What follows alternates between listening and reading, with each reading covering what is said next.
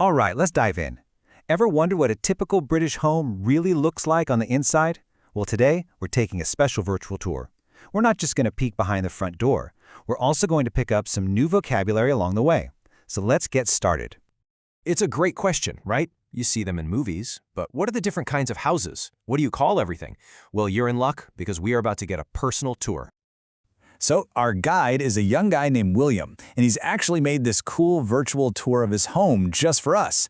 He says to click on a picture to explore. So let's do what he says and begin. Okay, before we actually step through that front door, William wants to show us what's what.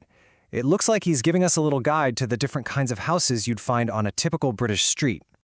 First up, we have a block of flats. Now, if you're from the US, you'd probably just call this an apartment building. It's one big building with lots of separate homes inside. You see them all over the place in British cities. And William tells us his friend Jasmine lives in one.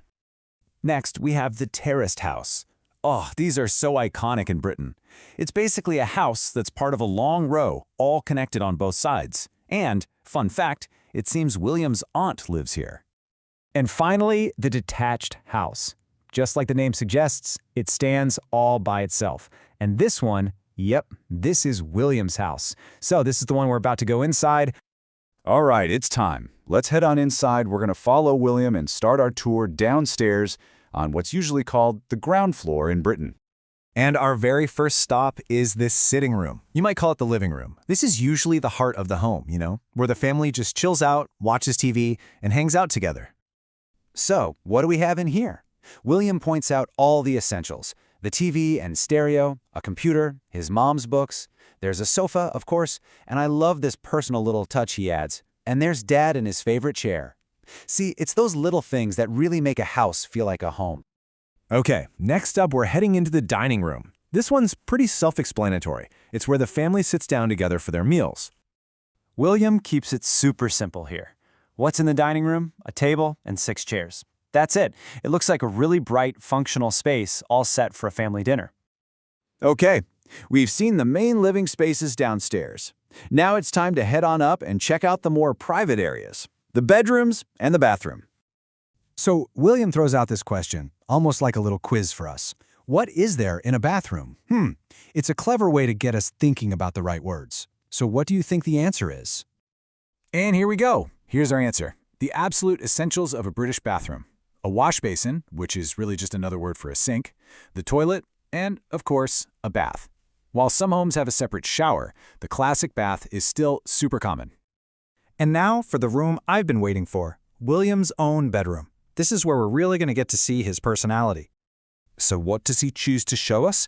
Well, yeah, there's his bed and a wardrobe for his clothes, but then we see the cool stuff. The posters on the wall, his cricket bat and his skateboard.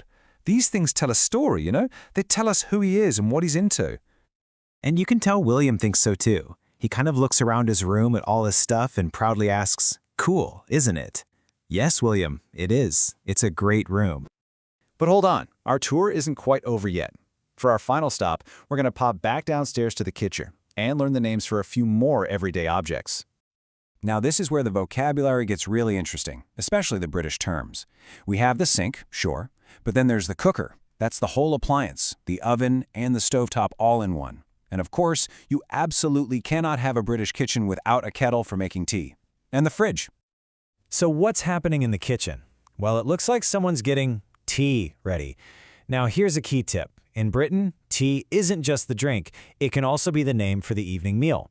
And on the menu tonight, we've got some eggs, a big bowl of fruit, and sandwiches. And that really brings us to the most important part of this whole tour. We've seen the rooms and learned the words for the furniture. But what actually turns a house into a home? Well, it's the people inside, isn't it? We get to hear William's mom while she's making the food. Her simple, warm comment, sandwiches, right, I'm hungry, just instantly brings the whole kitchen to life. You can almost smell the food and feel that cozy family atmosphere. And the tour ends with this adorable little family exchange. It sounds like William's telling his dad he's cool, and his mom just agrees, yes he is. It's just a perfect, sweet moment that really shows you the warmth that fills up all these rooms. And that brings us to the end of our tour. We've seen the layout, the furniture, and the family. So it leaves us with one last thought to take away with you. What are the objects, the people, and the moments that make your house a home?